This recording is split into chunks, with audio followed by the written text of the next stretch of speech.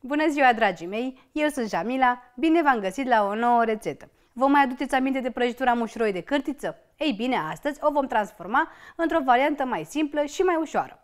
Așa că vom face astăzi împreună mini mușuroi de cârtiță, niște prăjiturele foarte simpatice, dar la fel de aspectoase și de gustoase.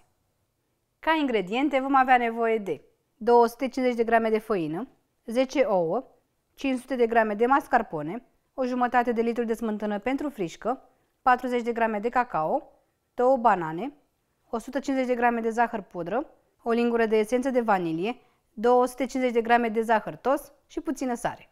Și bineînțeles că vom avea nevoie și de 80 de grame de ornamente din ciocolată.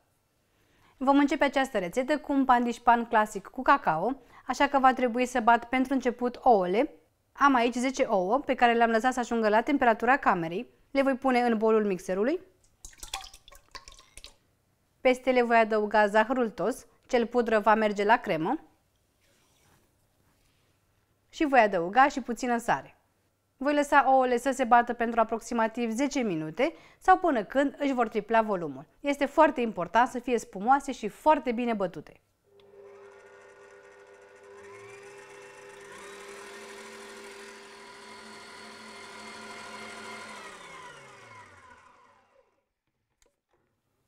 Ouăle sunt gata și cam așa vor trebui să arate.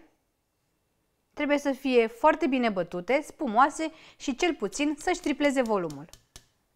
În continuare, voi amesteca cacaoa cu făina.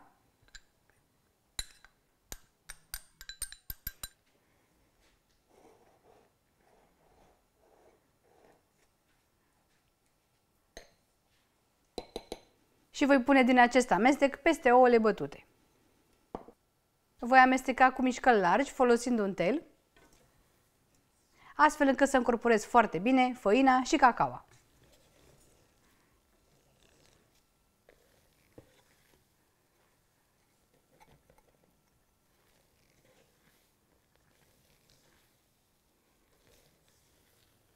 Voi turna compoziția în tava cuptorului.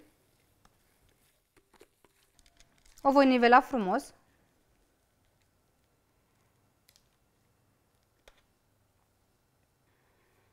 Și voi da tava la cuptorul preîncălzit la 180 de grade pentru aproximativ 20 de minute. Pandișpanul s-a copt, însă înainte de a-l folosi, va trebui să-l las să se răcească la temperatura camerei. Când blatul de cacao s-a răcit, va trebui să decupăm din el forme rotunde. Eu mă voi ajuta de un decupător pentru patiserie, însă puteți folosi și un pahar cu marginile foarte subțiri.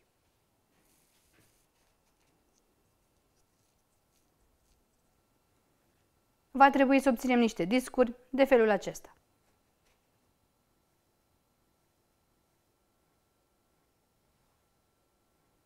Am decupat 16 bucăți, restul de aluat nu-l voi arunca, dimpotrivă, îl voi mărunți foarte bine într-un robot pentru a-l folosi la decor.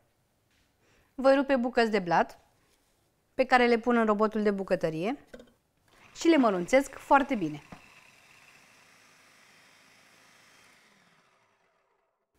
La final va trebui să obțineți un fel de firimituri din blat. Crema este și ea foarte ușor de făcut. Pur și simplu va trebui să punem toate ingredientele pentru cremă în bolul unui mixer. Voi începe cu mascarponele, care este foarte rece. La fel și smântâna pentru frișcă. Este smântână neîndulcită, naturală, adică făcută din lapte de vacă.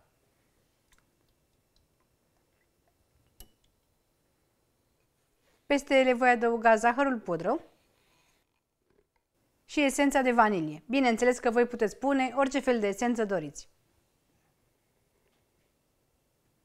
Voi mixa foarte bine totul până când voi obține o cremă consistentă și pufoasă.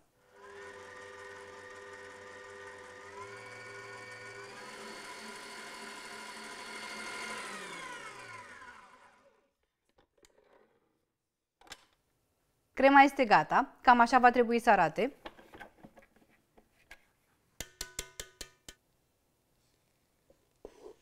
Adică să fie bine bătută și fermă.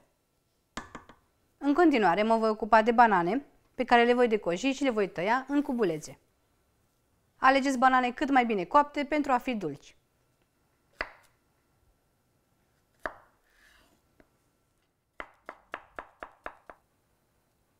Pun cubulețele în cremă.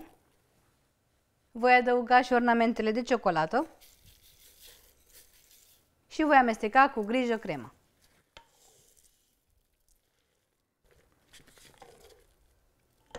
Am pus cremă într-un poș și am tăiat o deschizătură mai mare și voi pune această cremă pe fiecare disc de cacao.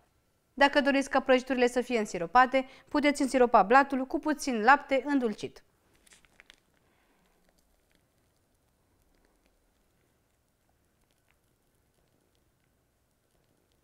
Folosindu-mă de resturile de blat, voi acoperi crema și voi da fiecarei prăjituri o formă de mușuroi.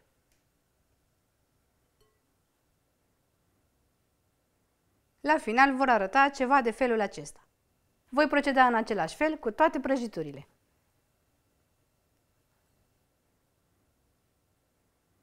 Am terminat de decorat toate prăjiturile, însă înainte de a le servi, le voi pune la frigider pentru cel puțin o oră. Dragii mei, aceasta a fost rețeta mea de mini prăjituri mușuroi de cârtiță. După cum ați văzut, se fac foarte ușor și sunt de-a dreptul adorabile.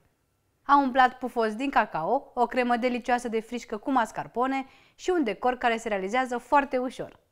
Bineînțeles că puteți înlocui bananele cu fructele voastre preferate, iar în locul ornamentelor de ciocolată puteți pune orice altceva vă place. Aceste prăjituri mușuroi de cârtiță se servesc foarte reci din frigider și bineînțeles că se păstrează la frigider până în momentul servirii. Sper din suflet să încercați și voi rețeta cu prima ocazie și să vă placă. La revedere!